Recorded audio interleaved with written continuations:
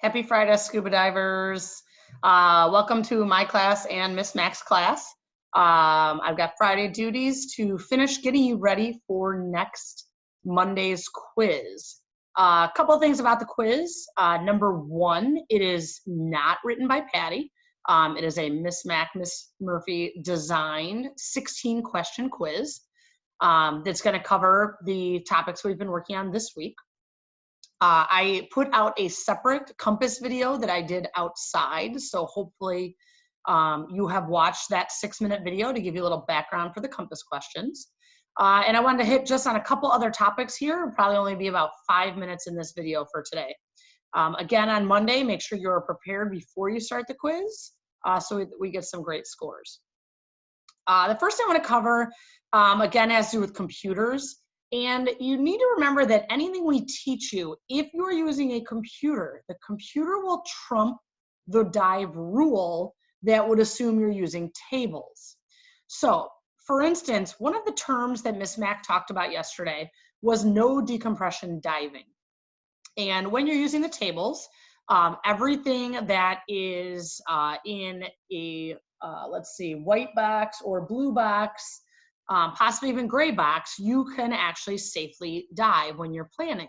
However, if it is the black box or is not even found on there, that would make it a no decompression dive.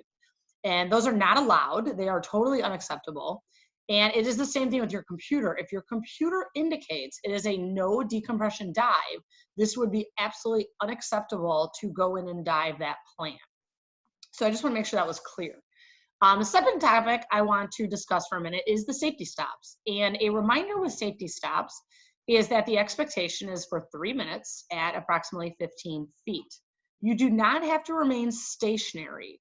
You actually can continue your dive as long as you're staying at a depth of 15 feet. Now, there's a reason for the safety stop, and the biggest reason is it gives you more time. And time at which you are allowing the nitrogen to continue to work its way out of your body. This is a good way to prevent decompression sickness, of course. The next topic I want to cover are things that are on the dive tables. So we're going to take a look at a very large dive table here. Now, I know you can probably not read the actual contents of this dive table, but I'm leaving it close to the screen just so I can point out a couple things. Again, if you missed Miss Mac's Thursday video, you should go back and she will comment on some of these. The first thing I want to point out on the first side, I believe she addressed as well, and that is what I was just talking about, these black boxes. And these black boxes are going to indicate that these are no decompression limits. And as conservative divers, we are going to stay less than that amount of time. Now, the reason I brought my big table out today for you guys to see is because on Monday's quiz, you are going to be allowed to use your dive table. I feel this is important because these rules are not ones I'm worried about you memorizing. These rules are ones I want you to be able to find the answers to when you're diving in a year or 5 years or 10 years, when suddenly you forgot what you memorized. So if you flip the card up and over, all of these rules that I am referring to are all right here in this area of the card, okay? The first thing that they talk about right here, this first paragraph, is safety stops. The next thing is clarification on emergency decompressions. Next, we will see flying after diving, so when it's safe to fly.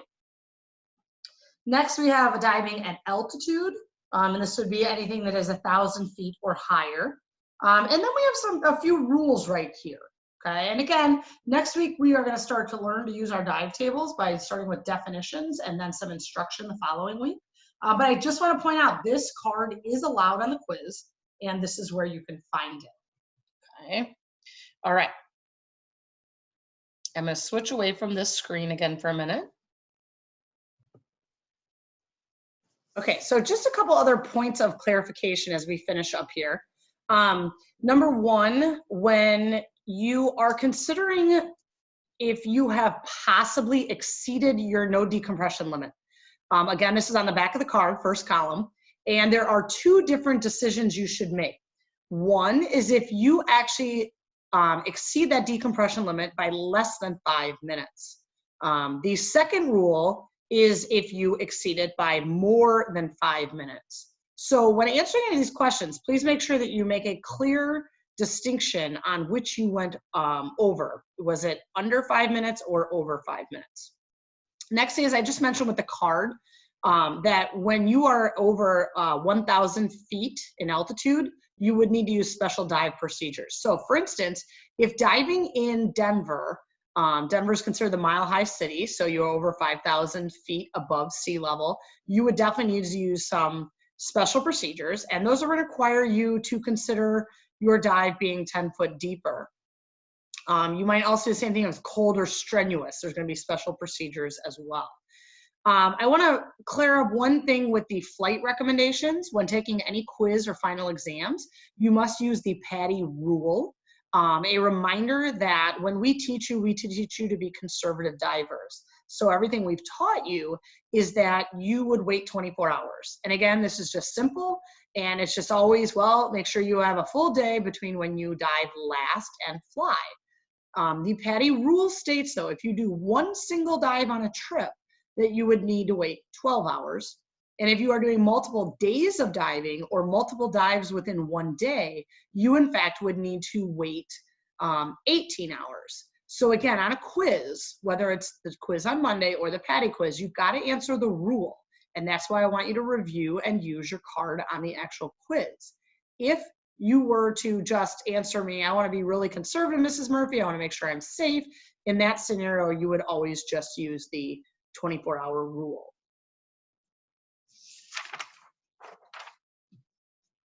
All right, if you've listened to this video and you have listened to the video on compasses that I put out, I would strongly encourage you watch Miss Mac's Thursday video as well.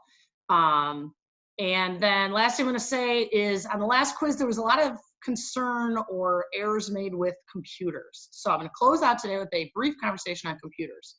First of all, every diver must have their own computer. You cannot count on one per buddy team. It is one per diver. Second thing, before you use the computer, you are expected to read the instruction manual or the user's guide, if you will. That would be an expectation of any divers getting ready to go into open water. Again, computers are great. They're a useful tool, but they shouldn't just be something you get underwater and start figuring out. You should know how to use it in advance and have already planned your dive before you begin to make it, okay?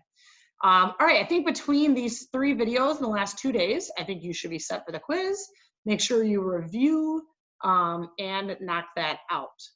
Have a wonderful weekend, and we look forward to seeing your quiz scores on Monday.